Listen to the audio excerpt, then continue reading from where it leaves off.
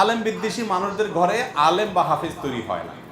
আমি বহু মানুষ দেখেছি নামাজি মানুষ দাঁড়িয়ে আছে, দিনদার, কিন্তু হুজুরদের পিছে লাগার একটা বদভ্যাস আছে।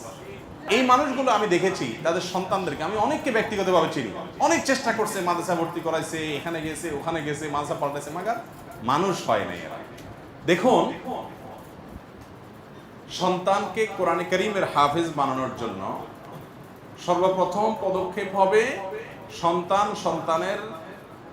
সন্তানের বাবা এবং মা, তারা সন্তানের জন্য আল্লাহর কাছে দরখাস্ত জমা দিবে, দোয়া করবে, আবেদন করবে, আল্লাহ আমার এই সন্তানটাকে তোমার কোরআনের হাফেজ, আলেম, দাঈল আল্লাহ বানাইতে চাই, সেজন্য তুমি একটু তৌফিক দিও। এটা হলো 1 নম্বর কাজ। দোয়া করতে থাকবে, একবার না বারবার করতে থাকবে, দোয়ার মধ্যে থাকবে। 1 নাম্বার 2, নিজেরা ভালো মানুষ হওয়ার চেষ্টা করবে। অনেক লোক আছে নিজে সুদখোর, ঘুষখোর, 2 নম্বরই কাজ করেন, হারামের সাথে সংশ্লেষ আছে, আবার এদিকে চান যে ছেলেটা হাফেজ হোক। আপনি আপনার সন্তান যদি ভালো মানুষ হোক এটা চান, তাহলে আপনার উচিত আগে নিজে ভালো মানুষ হয়ে ওর সামনে আদর্শ এবং মডেল পেশ করা। আপনি নিজে উল্টাপাল্টার মধ্যে হাবুডুবু খাবেন আর আশা করবেন যে আপনার ঘরে ফেরেশতা হয়ে যাবে, এটা ভুল। এরপরে যে কাজটা করতে হবে, আপনাকে তওবা করে নিজেরা ভালো পথে চলবেন, 5 ওয়াক্ত সালাত আদায় করবেন জামাতের সাথে, পুরুষ মহিলারা ওয়াক্ত মতো, এবং সালাতের পরে ভোর রাতে দোয়া কবুলের জায়গাগুলোতে বিভিন্ন সময় আল্লাহর কাছে স্পেশাল ভাবে দোয়া করবেন, আল্লাহ সন্তানটা যেন আমি যেই আদর্শে তাকে মানুষ করতে চাই, হাফেজে কোরআন, আলেমে দ্বীন, সেটা যেন হয়, এটা করবেন। এরপর একাডেমিক পদক্ষেপ হিসাবে যে কাজটা করবেন প্রথম, সেটা হলো তার যখন থেকে সে আপনার কথা বলতে শিখে, তারপর আস্তে আস্তে তাকে আরবি অক্ষরগুলো উচ্চারণ করা শেখাবেন। অন্যান্য পড়া লেখা যেগুলো তার জরুরি সেগুলো তো থাকবেই।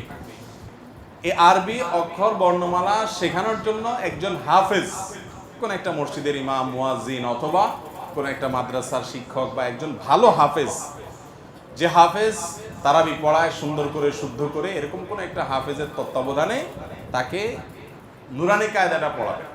নুরানি কায়দা পড়ানোর 2টা নিয়ম আছে ভাই। একটা হলো যে ঢালাও যে নুরানি আপনার মসজিদে যে আপনার কি বলে কোরআন শিক্ষার আসর আছে, বাচ্চাদের বিভিন্ন হালাকা হয়, সেটা এটা হলো যে মুসলমানের সন্তান হিসেবে একটা কোরআন শেখা দরকার, শিখে দেয়। এখানে পুরোপুরি শুদ্ধতা লক্ষ্য করা হয় না, অনেক সময় শুদ্ধ হয়, কিন্তু আরো আফার ক্লাসের শুদ্ধতা লাগবে হাফেজ হওয়ার জন্য। এই জন্য ভালো কোনো হাফেজকে দিয়ে তার এই ফাউন্ডেশনটা করতে হবে, যে প্রতিটা অক্ষরের উচ্চারণ হবে 100% পারফেক্ট। এটা হবে আপনার প্রথম পদক্ষেপ।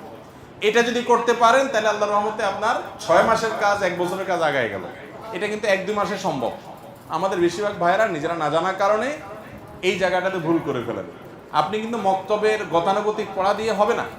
যে হুজুরের কাছে দিবেন তাকে বলবেন যে ভাই আমি তাকে হাফেজ বানাবো, অতএব হিফজের যে ফাউন্ডেশন সেটা দিতে হবে। 50 তলা বিল্ডিং এর ফাউন্ডেশন আর 5 তলা বিল্ডিং এর ফাউন্ডেশন একরকম হবে? অতএব যেহেতু সে হাফেজ বানাতে চাই তাকে, অতএব তার ফাউন্ডেশনটা ওইরকম হইতে হবে, উচ্চারণটা হইতে হবে একদম পারফেক্ট সহি। কোন রকম শুদ্ধ উচ্চারণ আমাদের সবার আছে, কিন্তু যারা হাফেজ তাদের উচ্চারণটা একটু ভালো থাকে আমাদের দেশে। তো এটা করবেন 1।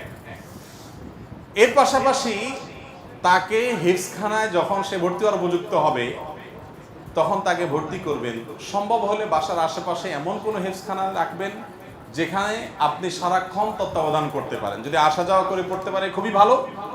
আবাসিক থাকা অনেক ফজিলত আছে, উপকার আছে, কিন্তু বাসায় যদি ভালো পরিবেশ দিতে পারেন তাহলে আসা যাওয়াও করতে পারে। আবাসিক দিলে এমন পরিবেশ যেন হয় যেখানে বাচ্চার কোনো কষ্ট না হয়। তার কষ্ট না হয় বলতে এরকম কোনো কষ্ট না হয় যে কষ্টের কারণে সে ভেতরে কোরআনের প্রতি বিদ্বেষী হয়ে ওঠে বা বিতৃষ্ণ হয়ে ওঠে। একজন সাহাবী বলেছেন, লা তুমিল্লা বিহাদাল কোরআন, আল্লাহর এই কোরআন দিয়ে মানুষকে বিরক্ত করিও না।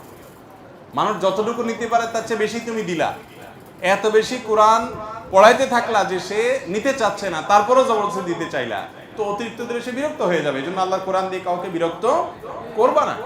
সেখানে একটা ছোট বাচ্চা, অতএব সে কতটুকু নিতে পারে, তার চেয়ে বেশি প্রেশার হয়ে যাচ্ছে কিনা, তারপরে টর্চার হচ্ছে কিনা, জুলুম হচ্ছে কিনা, এগুলো লক্ষ্য রাখতে হবে। এইসব বিষয়গুলো আপনি তত্ত্বাবধান করবেন, খেয়াল রাখবেন, মনিটর করবেন। 2 থেকে 3 জন আলেম ভিন্ন ভিন্ন, তাদের সাথে পরামর্শ করবেন কোনটায় দিলে ভালো হয়, কোনটায় মারামারি অতিরিক্ত টর্চার নাই, এবং ঢালাও বিছানা এক মশারিতে শোয়া সহ যে ঝামেলাগুলো আছে সেগুলো যেন না হয়। হ্যাঁ, সব দিক থেকে চৌকান্না হয়ে দিবেন। এরপরে কিছুদিন পর পর একজন ওস্তাজের মাথা হাতে মনিটরিং করাবেন, ফলো আপ করাবেন যে কদ্দুর আগাচ্ছে বা পিছাচ্ছে। মাদ্রাসার আমলি পরিবেশটা দেখবেন যে ছাত্রদের ভিতরে আমল আছে কিনা, আখলাক আছে কিনা, ভালো কিনা। এই ছেলে মাদ্রাসা ভর্তি হওয়ার পর থেকে তার চরিত্র, তার ব্যবহার, তার আচরণ, তার আমলের প্রতি আগ্রহ বাড়ছে না জায়গা দাঁড়ায় আছে না কমছে, এগুলো সব মনিটর করবেন। আমরা অনেকে আছি যে মাদ্রাসা ভর্তি করে দিছি, একটা পাঞ্জাবি একটা টুপি পরায় দিছি, আর কোরআন আর রেহাল ধরা দিছি, তকরালা দিয়ে দিছি। এখন কি ছেলে হাফেজ হচ্ছে না হাফেজ হইতে গিয়ে আরো নষ্ট হয়ে যাচ্ছে, সেটা আমরা আর খোঁজ খবর নিচ্ছি না। খুব তীক্ষ্ণভাবে মনিটর করতে হবে। আর ওই যে প্রথম যেটা বলছি দোয়া, ওইটা পুরা কন্টিনিউয়াসলি চালাতে থাকতে হবে। আর একটা কাজ করবেন, ওলামা এবং তোলাবাদের মহব্বত করবেন। আমার একটা অভিজ্ঞতা, আলেম বিদ্বেষী মানুষদের ঘরে আলেম বা হাফেজ তৈরি হয় না। আমি বহু মানুষ দেখেছি নামাজি মানুষ দাঁড়িয়ে আছে, দিনদার, কিন্তু হুজুরদের পিছে লাগার একটা বদভ্যাস আছে। হুজুরদের খোঁচাখুচি। হুজুররা ফেরেশতা না, হুজুররা দুধেরও দোয়া না যে তাদের পিছে লাগা যাবে না। ভুল করলে অবশ্যই যেখানে লাগা দরকার যতটুকুটা লাগবেন, কিন্তু কিছু মানুষের নেচারই হলো কি, হুজুর দেখলে একটু খোঁচা দিতে মনে চায়। আবার এই মানুষগুলো আমি দেখেছি তাদের সন্তানদেরকে, আমি অনেককে ব্যক্তিগতভাবে চিনি, অনেক চেষ্টা করছে, মাদ্রাসা ভর্তি করাইছে, এখানে গেছে ওখানে গেছে, মাদ্রাসা পাল্টাইছে, মাগার মানুষ হয় নাই এরা। আর এর বিপরীতে আলেম এবং তালেম ইলমদের প্রতি ভালোবাসা থাকবে, স্নেহ থাকবে, মমতা থাকবে। আল্লাহ তাআলা সাধারণত এই ঘরে যদি অন্যান্য শর্তগুলো ঠিকঠাক মতো পূরণ করে হাফেজ আলেম তৈরি করে দেন, আলহামদুলিল্লাহ। অতএব আমাদের ভালোবাসবেন, তালেব ইলমদের ভালোবাসবেন। আল্লাহ আমাদেরকে তৌফিক দান করুন।